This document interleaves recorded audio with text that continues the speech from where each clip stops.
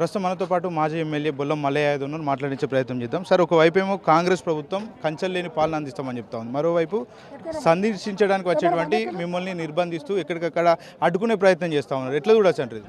రేవంత్ రెడ్డి మాట్లాడేదానికి చేతలకి మాటలకి ఎక్కడ పొంతనే లేదు.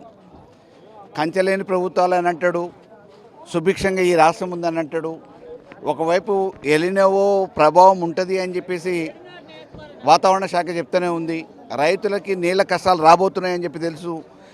ఇక్కడ అనుభవ రాహిత్యంతో నీళ్ళని ఎట్లా వాడుకోవాలో, ఎట్లా పంపింగ్ చేసుకోవాలో, ఎట్లా మనకి ముందు చూపుగా భద్రపరచుకోవాలనే విషయం అనుభవం లేని రేవంత్ రెడ్డికి ఇప్పటి వరకు దాని మీద ఎటువంటి శాస్త్రీయత లేకుండా, నీళ్ళని కాపాడే పరిస్థితి లేకుండా నీళ్ళని కిందికి వదిలేస్తూ ఉంటే ఆంధ్రాకి ప్రయోజనం జరిగే విధంగా ఈరోజు అవగాహన కల్పించడానికి, తెలంగాణ రైతులకు అన్యాయం జరగకుండా ఉండటం కోసం భారత రాష్ట్ర సమితి వర్కింగ్ ప్రెసిడెంట్ కేటీఆర్ గారు ఈ కార్యక్రమాన్ని కన్నెపల్లి పంప్ హౌస్ విజిటింగ్ పెడితే తట్టుకోలేక ఎక్కడికక్కడ నిషేధాలు, ఎక్కడికక్కడ అనగదొక్కే ప్రయత్నాలు చేస్తూ ఉన్నాడు.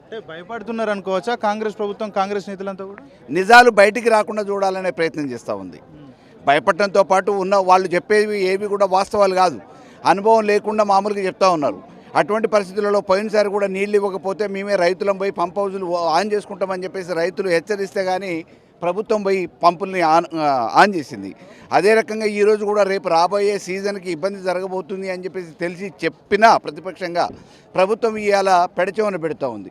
ఇటువంటి పరిస్థితులలో రైతులకు అవగాహన కాదు, అన్యాయం జరగకుండా ఉండటం కోసం ఈరోజు తెలంగాణ ప్రభుత్వంగా రాష్ట్రాన్ని సాధించిన పార్టీగా విజిటింగ్ కోసం పెడితే ఈ విషయాలు ప్రజలకు ఎక్కడ బహిర్గతమవుతాయో, ఆయన నిజ స్వరూపం ఎక్కడ బయటపడుతుందో, ఆంధ్రాకి నీళ్లని ఏ రకంగానైతే నిరుపయోగంగా కిందికి వదిలిపెడుతున్నాడో ఆ విషయాలన్నీ బహిర్గతమవుతాయనే ఉద్దేశంతో, భయంతో అడుగడుగున అడ్డుకునే ప్రయత్నం చేస్తున్నాడు. పదే పదే రేవంత్ రెడ్డి చెప్తా ఉన్నాడు, కేసీఆర్ ఆనవాళ్ళు లేకుండా చేస్తానంటూ కూడా కామెంట్ చేస్తూ ఉన్నాడు. ఇది కూడా దాంట్లో భాగంగానే అనుకోవచ్చా? ఈ భూమి ఆకాశం ఉన్నంత వరకు రేవంత్ రెడ్డి కాదు, రేవంత్ రెడ్డి జైజలు వచ్చినా కానీ కేసీఆర్ ఆనవాళ్ళు లేకుండా చేయలేరు. ఎందుకంటే ఈ తెలంగాణని, ఎడారిగా ఉన్న తెలంగాణని సస్యశ్యామలం చేసిన గనుడు కేసీఆర్ గారు, రాష్ట్రాన్ని సాధించిన మహానుభావుడు కేసీఆర్ గారు, తెచ్చిన తెలంగాణలో అనేక రకమైన అభివృద్ధి కార్యక్రమాలు, సంక్షేమ కార్యక్రమాలు చేసిన మహానుభావుడు కేసీఆర్ గారు. వారి స్థానం ప్రజల గుండెలలో సుస్థిరంగా ఉంది. ఆయన కాదు, ఆయన అబ్బా కూడా ఎవ్వరు కూడా దీన్ని చెరిపేయలేదు. ప్రత్యేకంగా నీళ్ళ కోసమే మనం రాష్ట్రాన్ని ఏర్పాటు చేసుకున్నాం. మళ్ళీ మన స్వరాష్ట్రంలో నీళ్ళ కోసం పోరాటం చేయాల్సినటువంటి పరిస్థితి కూడా ఏర్పడుతూ ఉంది.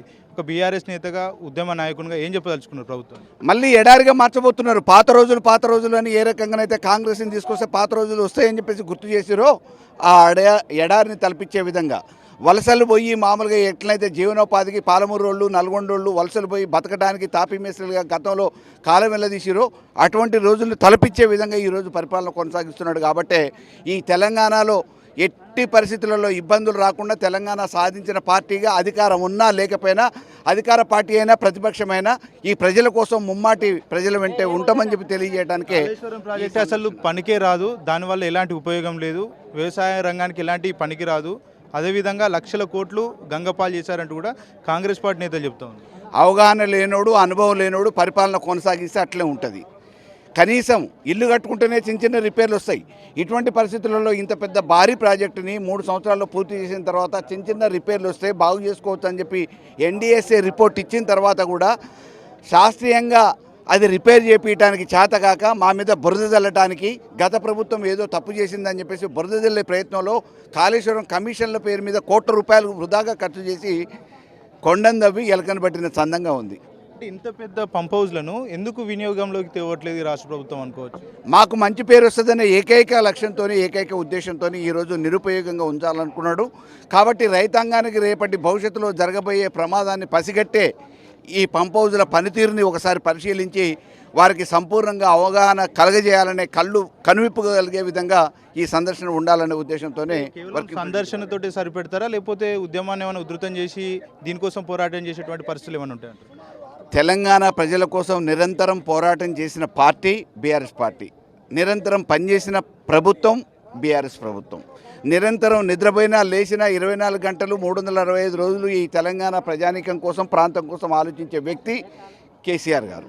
కాబట్టి మా చిత్తశుద్ధిని శంకించాల్సిన అవసరం లేదు. అన్నీ కట్టిన ఇల్లు పెట్టిన పొయ్యి లాంటి తెలంగాణని ఉపజెప్తే ఈరోజు ఆగమ్య గోచరంగా ఇష్టారాజ్యంగా తయారు చేసి ఒక విధ్వంసాన్ని సృష్టిస్తున్న రేవంత్ నిజ స్వరూపం ఇప్పటి నుంచి బయట పెడతాం.